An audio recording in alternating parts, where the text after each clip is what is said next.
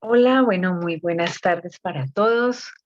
Bueno, hoy traigo un nuevo video. Vamos a hablar de los impactos de los reportes o las bases de cotización a la UGPP al mundo, enfocado al mundo de los criptoactivos para todas aquellas personas que tenemos inversiones en criptoactivos e incluso inversiones digitales en plataformas como MegaPro, como Cifra, como Clover, como Intelligence Prime Capital, bueno, GoAirbit y muchas otras más que existen en el mercado, em, que ya sabemos, pues bueno, que son inversiones pues de altísimo riesgo, como todas las inversiones. Entonces, cómo las rentabilidades que nos generan estas inversiones y al promover negocios de este tipo como las redes de mercadeo que generan ingresos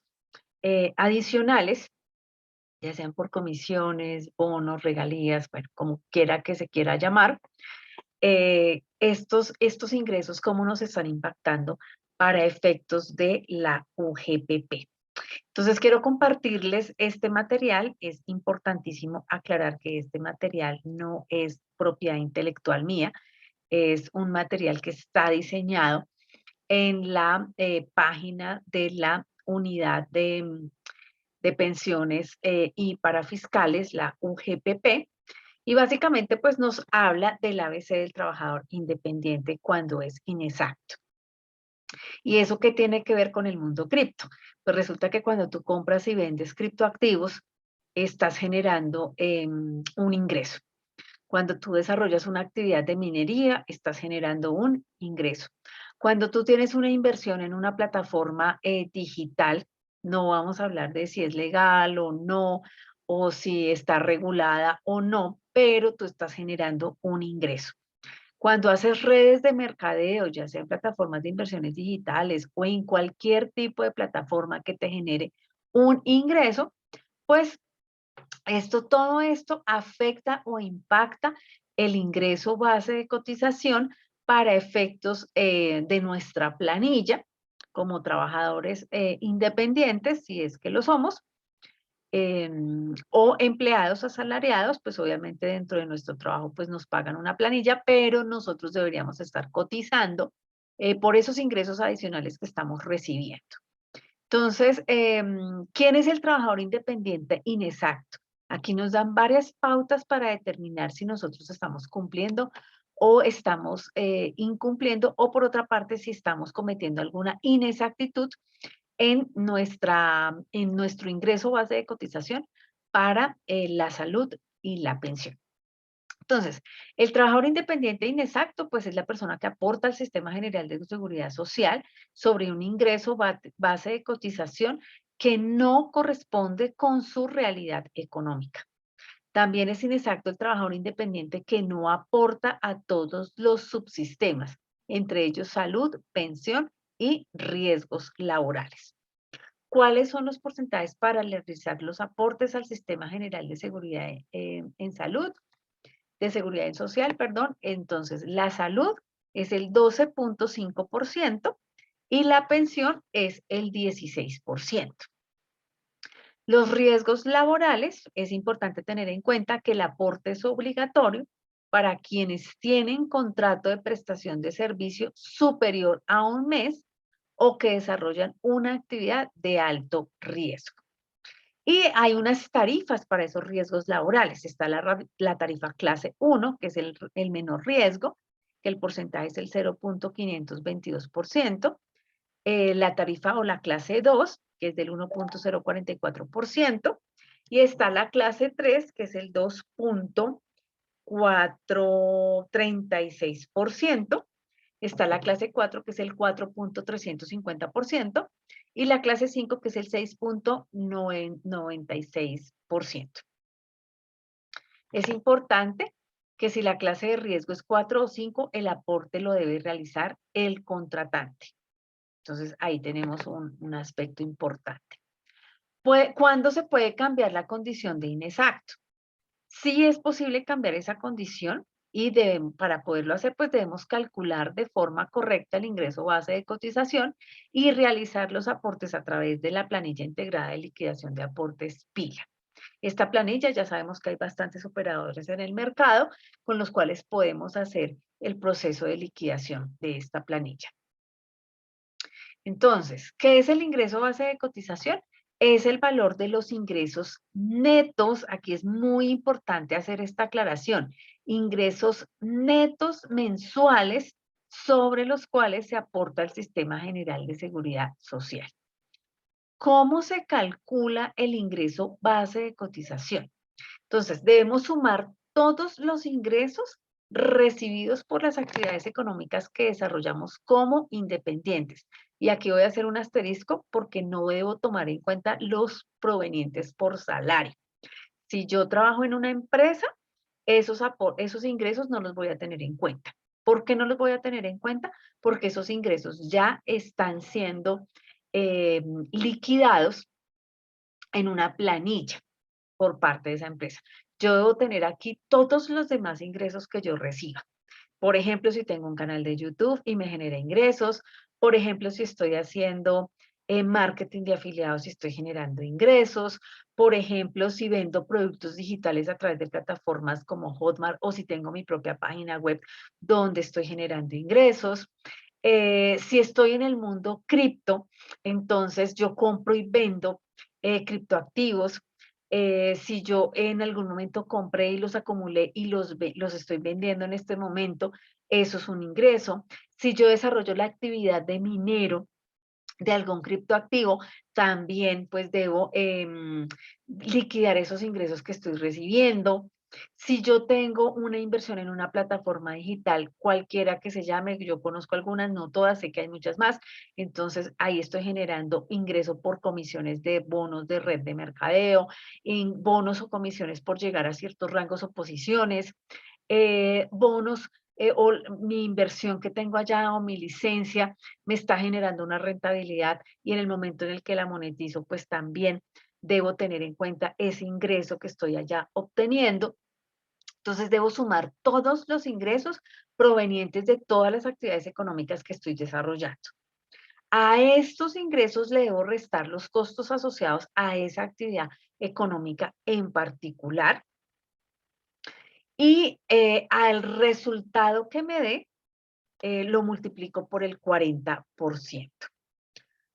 ¿Cómo calcular los costos asociados a la actividad económica? Ahí viene la otra pregunta que muy seguramente todos están haciendo. Entonces, listo, yo tomé todos mis ingresos, ahora le voy a restar los costos, pero ¿qué costos? ¿Cómo sé que estoy calculando bien los costos? ¿Hasta cuáles son los máximos costos que yo debo restar de esa base de cotización? Entonces, hay dos formas de hacerlo. La primera es un esquema de presunción de costos. Es un modelo que tiene la UGPP en el cual usted puede deducir de los ingresos totales un porcentaje fijo asociado con la actividad económica que desarrolla como independiente. Para determinar de forma ágil y práctica los ingresos netos sobre los cuales debe realizar sus aportes al sistema de seguridad social integral sin necesidad de presentar documentos o aportes, pues hay un esquema de presunción de costos. En estos momentos no vamos a entrar en detalle en ese punto en particular. Igual hay videos en YouTube que nos enseñan esta parte. Y aquí tenemos un ejemplo. Daniel es docente de cátedra de una universidad. Sus ingresos mensuales son de 8 millones de pesos y aporta seguridad social con un ingreso base de cotización que no corresponde a su realidad económica. El porcentaje de costos que puede deducir Juan es del 68.30% para el sector educativo, conforme a la resolución 209 de febrero 12 del 2020, donde habla del esquema de presunción de costos para independientes, en este caso, para los que son docentes. Entonces, ¿cuáles son los valores que Juan debe tener en cuenta para calcular el ingreso base de cotización? Entonces, ahí tenemos pues el ejemplito, pero pues lo vamos a hacer aquí con calculadora en mano y toda la cosa. Entonces sabemos que son 8 millones de pesos el ingreso base de cotización que él tiene. Nos dice esta tabla, esta resolución, que el porcentaje de costos presunto es del 68.30%. Vamos a multiplicar esto por el 68.30%. Y eso nos da 5.464.000 pesos, que son los costos. ¿Listo? Entonces, ya identificamos cuáles son los costos presuntos de la actividad de docente para este ejemplo. Entonces, ahora vamos a los 8 millones de pesos, le vamos a restar esos costos presuntos, que son de 5.464.000, y nos da que el ingreso base de cotización de esta persona es de 1.014.400 pesos. ¿Por qué? Porque a esos ingresos totales le resto los costos y eso lo multiplico por el 40%. Eso me da el ingreso base de cotización. Entonces vamos a hacer el ejercicio aquí con calculadora en mano. 8 millones menos 5.464.000 pesos por el 40%.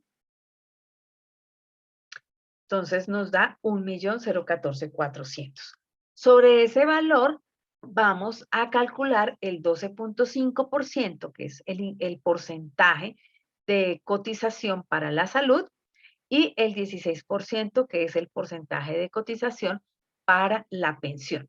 ¿Qué significa eso? Que esta persona debe estar cotizando en su planilla 289.104 pesos, que es 126.800 de salud y 162.304 de pensión. Aquí, súper importante, de manera tradicional, el artículo 107 del Estatuto Tributario permite deducir los costos que tengan relación directa con la generación del ingreso. Recuerdan que cuando estábamos un poquito atrás en la diapositiva veíamos que hay dos formas de determinar los costos. Uno son los costos presuntos, que es el porcentaje de costos que no necesito tener soportes, sino que simplemente me voy a esa planilla, por así decirlo, para determinar el porcentaje de costos presuntos asociados a mi actividad económica. Y la forma número 2, que es la manera tradicional que está contemplada en el artículo 107 del Estatuto Tributario, donde nos dice que nos permite deducir los costos que tengan relación directa con la generación del ingreso, que sean necesarios y que tengan proporcionalidad con la actividad económica que yo estoy desarrollando.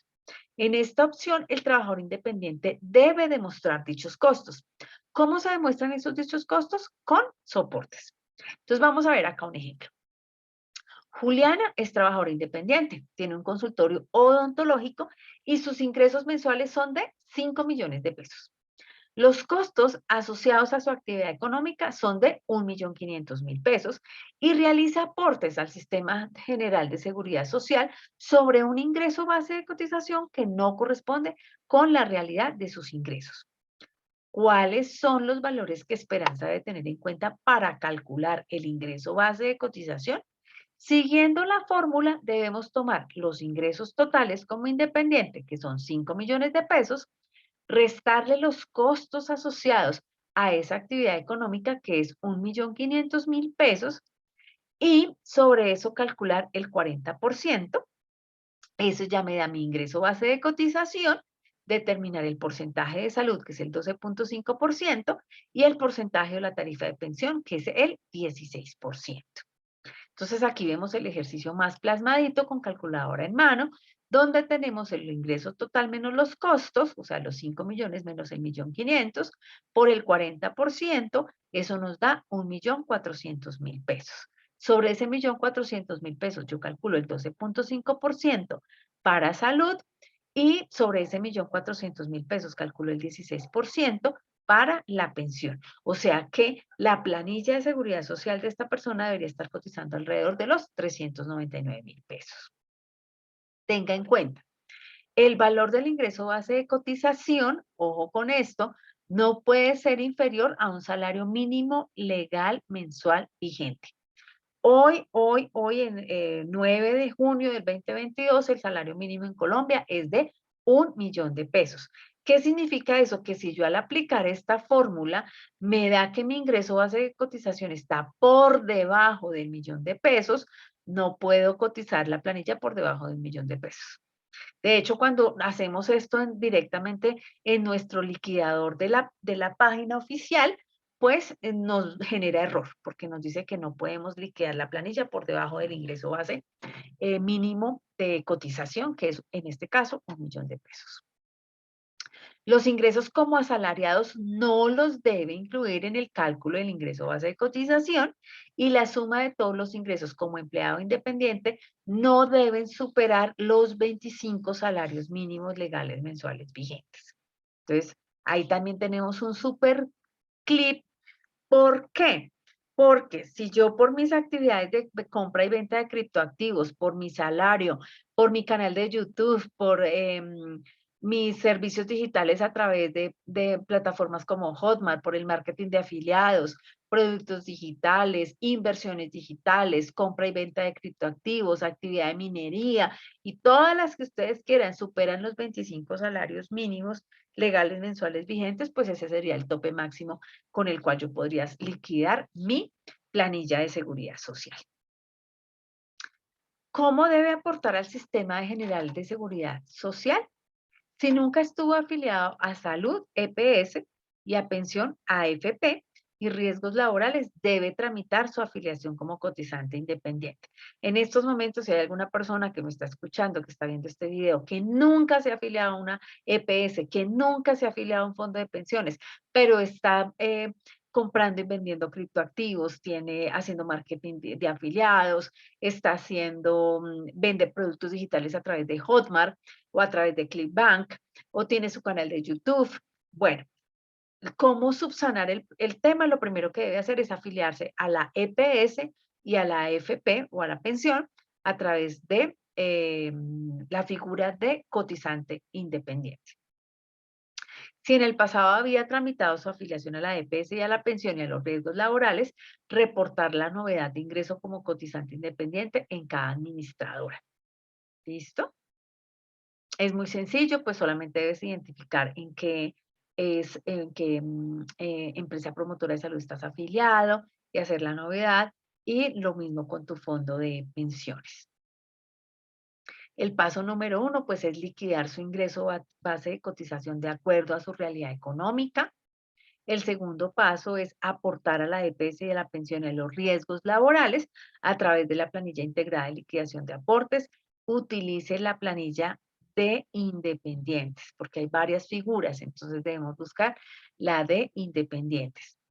Si pertenece al régimen especial o exceptuando aporte a salud directamente en la subcuenta de solidaridad en salud, pues debemos usar un código especial. ¿Listo? Bueno, este era el tema que quería hoy comentarles, hacerles ver que si ustedes están haciendo actividades económicas, por así decirlo, diferentes a las tradicionales que conocemos en el mercado, pues también estamos obligados a liquidar nuestra seguridad social sobre nuestro ingreso base de cotización idóneo o correcto para la UGPP y evitarnos sanciones, multas, inexactitudes en nuestras declaraciones. Eso era el material que quería compartirles específicamente el día de hoy.